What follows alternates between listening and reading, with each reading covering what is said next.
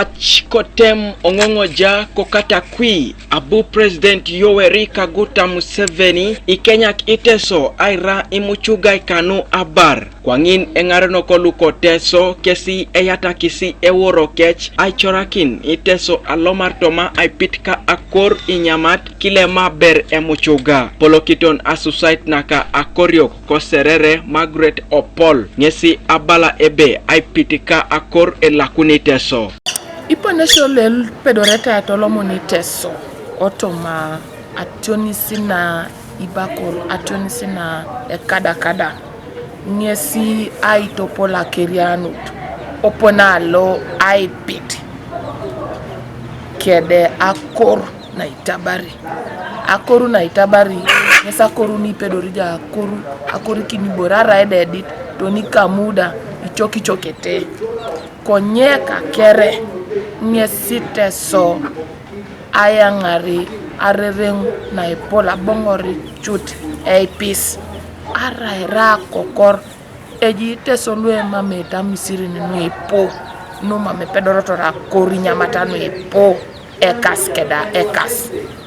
konye pedoreta Aipit Apollo Kiton echolong LOC5 kokata kui Joffrey Omolo ngesi abala ebe karaida iraite itunga imuchuga konye ekoto aite iwaitini cheda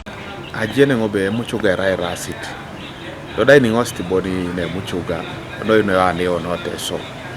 rangis de rast le rai seasonal isak lo muno to mapaka diope ese koni okere otiakati akaisoni ngai Teso ija iboisho no pere muchuga somejo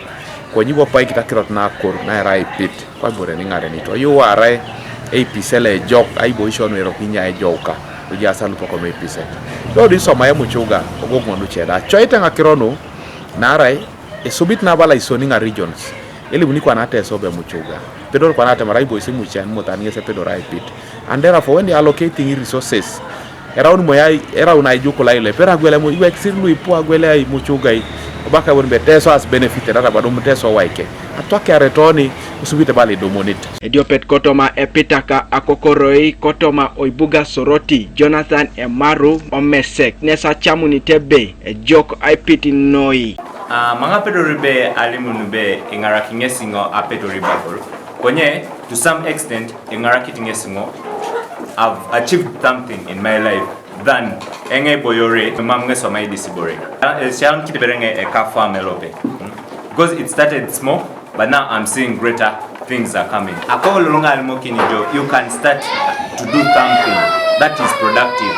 get iboreni pedorija anyunbe na pedoringo da geona nepane adoke alada motimoti ngarakini jo adgweli boro likoto injoda Aipit ngese pone diope e pedorata ichetunga jakun kotomo bakor Kanuka TV East Alfred Atwau ko buga soroti